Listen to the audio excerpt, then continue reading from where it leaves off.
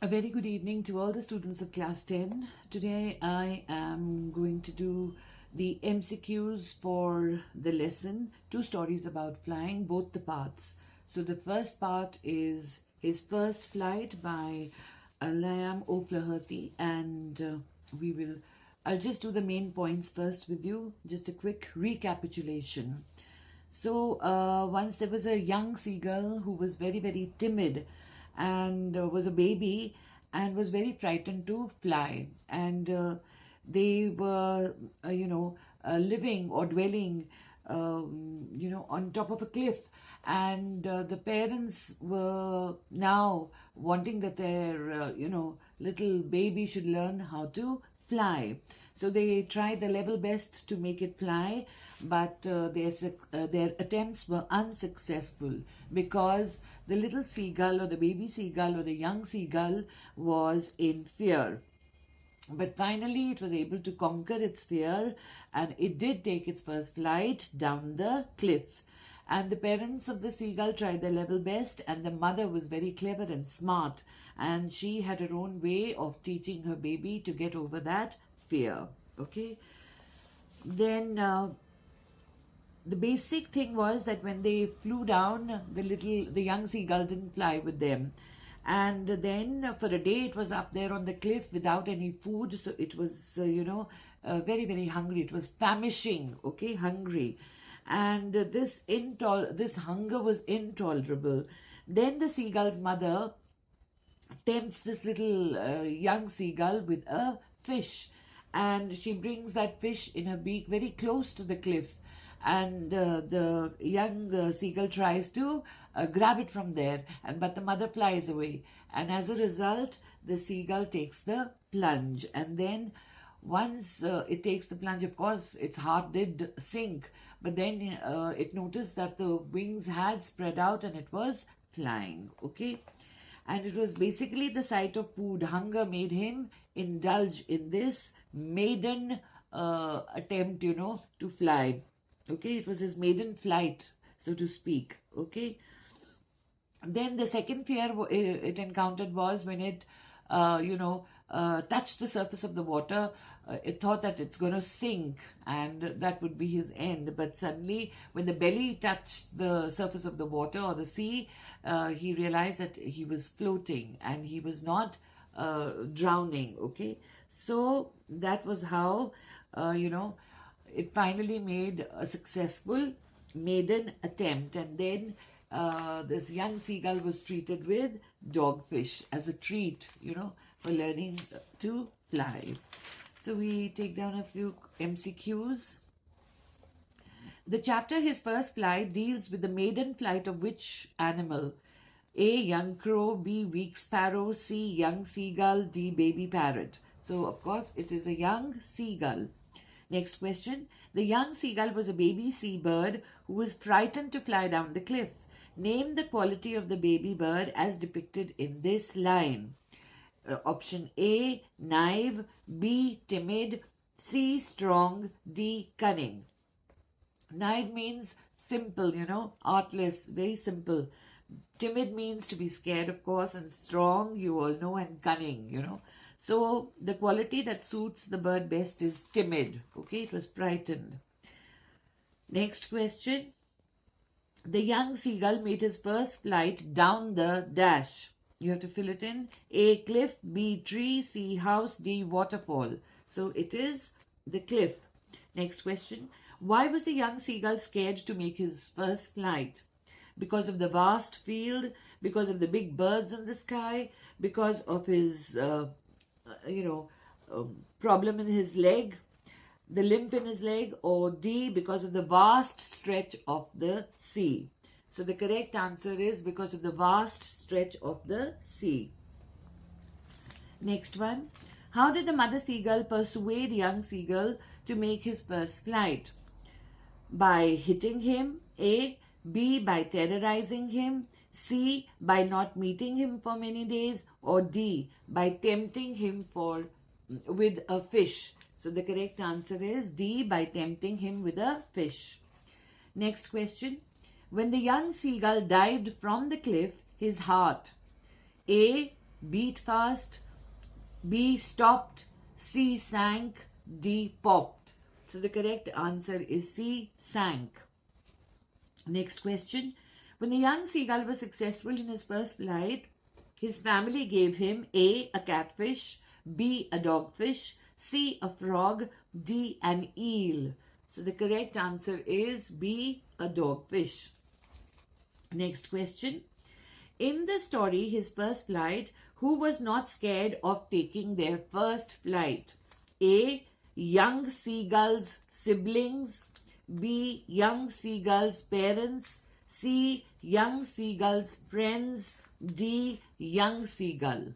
So the correct option is young seagull's siblings. Okay, the other young seagulls that were there, the siblings, the brothers and sisters. Next question. I'll read out an extract. He felt certain that his wings would never support him, so he bent his head and ran away back to the little hole under the ledge where he slept at night. Even when each of his brothers and his little sister, whose wings were far shorter than his own, ran to the brink, the edge, flapped their wings and flew away, he failed to muster courage to take that plunge which appeared to him so desperate. So, questions now. You can get a pictorial interpretation, where a bird is flying or where the bird's wings are open, spread out, or the bird is eating something and a bird just sitting quietly, and on the edge of the cliff. So then accordingly you can make your choice. Okay. The phrase bent his head is used to denote A, shyness, B, disappointment, C, fear, D, sadness. So the correct option is fear, because he just didn't feel like looking down because, he didn't want to take the plunge and the vast stretch of sea down scared him. Next question. He felt certain that his wings would never support him. His wings will never support him while A, taking a plunge, B, moving ahead, C, turning back, D, soaring above. So the correct option is A, taking a plunge. Next question. The word plunge does not correspond to A, dive, B, immerse, C, drop, and D, ascend. So all the other three, A, B, and C, are a downward motion. Okay, dive, drop, immerse. And option D is ascend, which is in the opposite direction, to go up. So the correct answer is ascend. Next question. The term in the extract that means to gather is A, desperate, B, plunge, C, muster, D, brink. So the correct answer is option C, muster. To muster courage is to gather courage, okay, to become brave. Next question.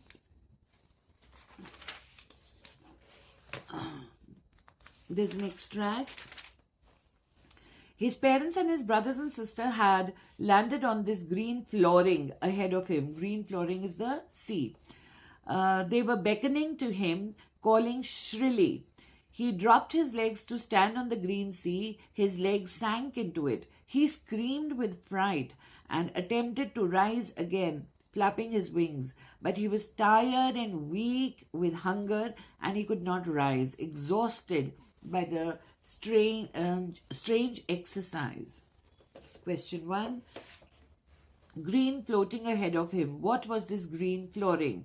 A, the plains, B, the houses, C, the grass, D, the sea. The sea. Next question. What was the young seagull's reaction when he stood on the green floor of the sea? A, he was happy, B, he was sad, C, he was bemused or amused, and D, he was scared. So the correct option is he was scared because he thought he would drown. Next question. Which word in the extract means inviting? A, shrilly, B, beckoning, C, exhausted, D, flapping. So the word which means inviting is beckoning. You know, somebody beckons to you, somebody calls out to you. Next question. He could not rise. Choose the option that is not true with respect to the statement.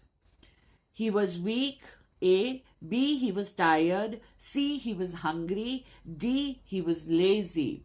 So the word which does not match, which is not true according he could not rise, is he was lazy. The other three reasons are correct. He could not rise because he was weak, he was tired, he was hungry, okay, and not because he was lazy. Next question. Which word does screamed not correspond to? A. Yelled. B. Shouted. C. Whispered. D. Shrieked. So all yelled, shouted, shrieked, they're all loud noises, okay? And option C says whispered. That means using soft tones. Okay. So that completes your first chapter, okay? His first flight, about the bird. Now we come on to the second chapter, the second part, that is about the black aeroplane, Frederick Forsyth, okay?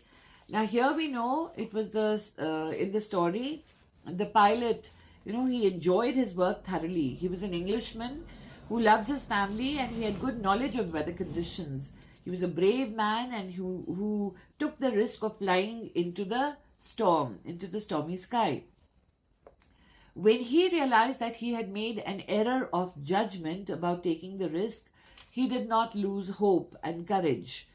And his strong will to survive, you know, created an illusion, okay, for him. And what was this illusion? Though it was like a mystery, that he saw a mysterious black aeroplane guiding him out of the storm, and he was a humble man full of gratitude for his mysterious guide, because he thought that somebody had actually helped him out, you know. So just a short, the main points, a recapitulation. The pilot's flight to England. He was flying back to his home in England, and he was flying over France in his old Dakota at what was the number? DS-088. Very important for your MCQs, okay? DS-088 aeroplane. It was a clear starry night when he began, and the moon was shining in the sky. And he was thinking about spending his holidays with his family. And it was 1:30 in the morning, because after 12, the new day begins. It was 1:30 in the morning.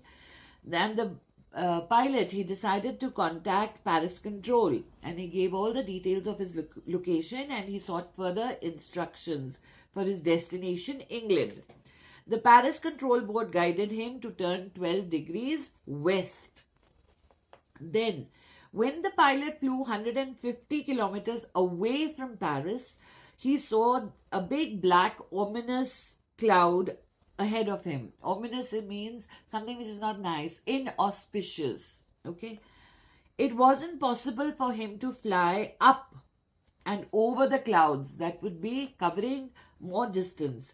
Why could he not do that? Because he did not have enough fuel to go around the clouds, to climb above, and then he didn't want to go back to Paris, as he was determined to meet his family for breakfast. So that is why he decided to go and face or encounter this stormy cloud. Next point, the pilot's error of judgment. The pilot, he decided to take a risk by flying through the deadly storm, but his judgment about the storm went wrong. So that was an error of judgment. As soon as he went inside the clouds, his aeroplane whirled and twisted in the air, and the compass of his aeroplane stopped functioning, and the other equipment also went dead. And his attempts to contact the Paris control room also proved futile. Futile, useless, unsuccessful. His radio was dead too, and he got lost in the storm. But then he decided, I'll take the risk. And what was the risk? In order to reach his homeland, England, to meet his family and enjoy a good English breakfast, he took the risk of flying his old Dakota through the storm. Then, When the pilot was stuck in the storm, he was frightened. I mean, a little fear was there, and his equipments were also not working. And then suddenly he saw a black aeroplane appearing mysteriously from nowhere. And the pilot of this black aeroplane had his face turned to the pilot of the Dakota, and he raised his hand and waved out to him and signaled to the narrator to follow him. So the narrator thought that the black strange aeroplane wanted to help him, and he follows this black aeroplane. Okay. And the problem was that he followed the pilot of the black aeroplane for about half an hour when he realized that he could not go on carry on for more than 5 to 10 minutes, because his second, the fuel of his second and the last tank was also getting empty, and he was petrified. He was scared of the thought, and just as he was above, he began to panic with the situation. He saw 2 straight lines of light, and that was the runway. So the pilot was overjoyed to see this and to come out of the storm safely. And the black aeroplane remained a mystery because when he went to the airport and he went to the control room of the airport, he asked the woman there that about this black aeroplane, and she looked at him very strangely and laughed, because she said there was no such aeroplane in the sky, and it was only his aeroplane that was on the radar. Okay, now we'll do a few question answers.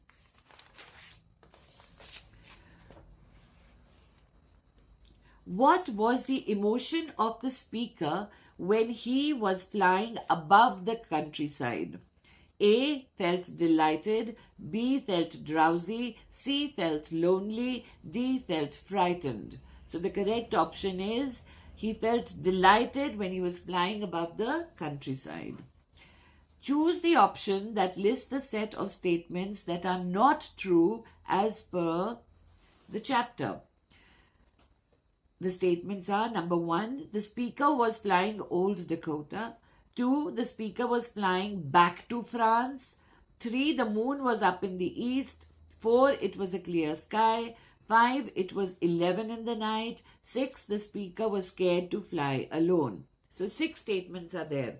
Now, if you go through them quickly, the first one, the speaker was flying the Old Dakota, is correct. Second one, the speaker was flying back to France. No, he was moving towards England. So this is false.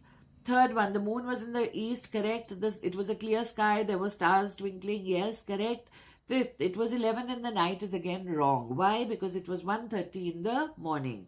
Sixth, the speaker was scared to fly alone. That is also incorrect. So we have option 2, 5 and 6. Okay. Now, the next question is about, as I had told you, pick out the options that are correct to show the facts and the opinions. Okay. You'll have these figures drawn there. Something to the, not matchstick drawings exactly, but, just the silhouette kind of a thing. And squares or bubbles in which something will be written. First one, I think the pilot must be feeling cold as it was night. I think, okay. Second one, he was brave to fly alone at night. A fact, okay. Third, maybe he saw the stormy clouds and got scared. Maybe, so again, an opinion. Fourth one, but the sky was clear until then. That's a fact. So the first one is an opinion, the third one is an opinion, and the second and the fourth ones are facts. So you will choose accordingly from the options given. Okay. Next question. Which word does countryside correspond to? Correspond means match with. So options are A, downtown, B, metropolis, C, city center, D, pastoral. So countryside is the rural side, the pastoral side. So pastoral is the correct option. Next question. The phrase, the sleeping countryside, denotes A, serenity, B, chaos, C, empty area, D, lazy people. So the correct option is serenity, because calmness, tranquility, calmness. Okay, so serenity. It was serene. Next question is, okay, the black aeroplane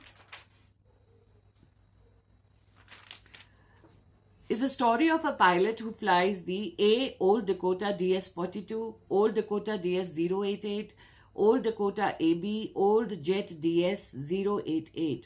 So it is basically Old Dakota DS-088. Next question. In the story,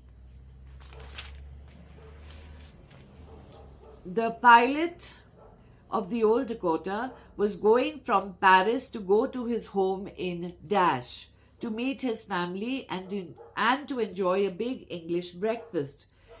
A. France, B. England, C. Spain, D. Turkey. So the option is B. England. Okay. Next question. The pilot flew the airplane through the storm. This shows that the pilot was A. strong, B. frightened, C. brave, D. a coward. So the correct option is C. He was brave. That's why he took the risk. Next question. In the story, The Black Aeroplane, who guided the pilot through the storm? The white aeroplane, the Old Dakota, a fighter jet, or the black aeroplane? So it is the black aeroplane. Next question. The weather was clear when the pilot of Old Dakota started his flight, but later it turned A. stormy, B. snowy, C. rainy, D. sunny. So option is A. stormy. Next question. Whom did the pilot contact when his plane got out of control? A. French control room, B. England control room, C. Paris control room, D. London control room. So the correct option is C. Paris control room. Next question. The pilot in the story, The Black Aeroplane, says, "I'll take the risk." What risk did he mean? A. Flying an old plane, B. Meeting an unidentified object, C. Flying over an ocean, D. Flying through the storm. So the option that is correct is D. Flying through the storm. Okay, next question. The pilot of the black aeroplane helped the pilot of Dakota. Who was the pilot of the black aeroplane? A. It was a rescue member. B. It was a mystery. C. It was sent by the Paris control room. D. It was the pilot's friend. So the answer is it was a mystery. Next question. When the pilot of Old Dakota asked the woman in charge as to who helped him through the storm, she said that option A, his was the only aeroplane on the radar.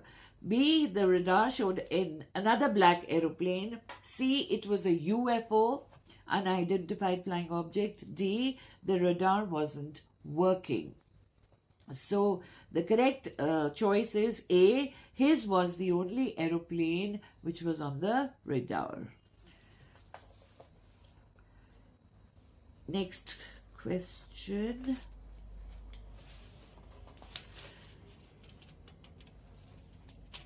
The line says, "I ought to go back to Paris. Why must the speaker go back to Paris?" A, he couldn't go ahead due to the storm. B, his family holiday was cancelled. C, he wanted to take a shortcut. D, he forgot an important thing to do at Paris. So the correct option is because he couldn't go ahead due to the storm. Next question. I wanted that breakfast. Which breakfast is the speaker talking about? A, breakfast with his friends in Paris, the breakfast which he forgot to eat that day, breakfast with his friends in England, or the English breakfast with his family. So the correct option is D, the English breakfast with his family. Next question. Which word in the line means the same as enormous in the chapter, which means the same as enormous? A, enough. B, huge. C, across. D, behind. So the correct option is B, which is huge. Huge is enormous. Now, next question. The word that does not match or relate or correspond to the word storm is. You have that rectangular box and you have the word storm written. A is blizzard, B is hailstorm, C is breeze, D is thunderstorm. So all three of them are features of a storm or parts of a storm only. Hailstorm, thunderstorm, blizzard is a snowstorm. So the only option that is out of place here is option C, breeze. That's a gentle wind blowing, breeze. So the term which does not relate to the word storm is breeze. Next question. I'll take the risk. What risk had the speaker taken? A, he landed the plane at the wrong airport. He flew into the storm. He landed the plane on the sea. He returned to Paris. So the correct option is he flew into the storm. Okay, next is almost complete, but you must go through the names of the writers, the names of the poets. Again and again, I'm repeating that. And of course, if you have word meanings and all also, you must go through, because vocabulary is very important, because they ask you the meaning of the word which corresponds, relates, and they also ask you which does not correspond or relate. That means the antonyms. So synonyms and antonyms both have to be, looked into. Okay.